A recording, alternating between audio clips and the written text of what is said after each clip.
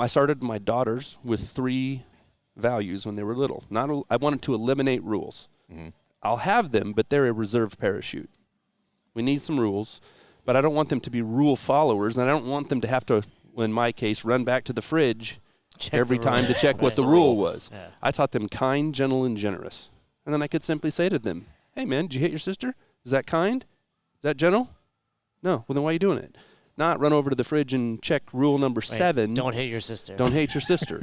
So values are the same. What you just described is exactly that. I can stop and I can immediately take the action and then compare that through the filter of these values and come up with a just and fair Right. So a practical choice. example, I was just having a conversation with one of the gyms we work with. So he has these rules with regard to who can go to what classes and cancellation fees. And so he walked me through this scenario, and he abided by the rules.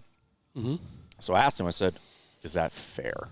And he said, no. I said, well, then break the rules. They're your rules. Yeah. And I'm really glad to hear you say that, because that's largely how we teach it. You have to have those rules. You're running a business. It can't just be a free-for-all. For sure. But then those rules need to be layered over with fairness, because, and people always ask us, should I let this person, out of their 30 days notice? And I'm like, is it fair to let them do that? Like, does it make sense? Is and it fair also is to the other members as well. all of it, right? Right. You and it's when you run it through that filter, people come, in my opinion, to more often than not the right answer. Way more often than not. And it's like, forget the rules. We have the rules. The rules is like the initial lock on the door, right? Just like it keeps most things out. But after now we have to wash it through the value and be like, is it fair that I'm going to break this rule?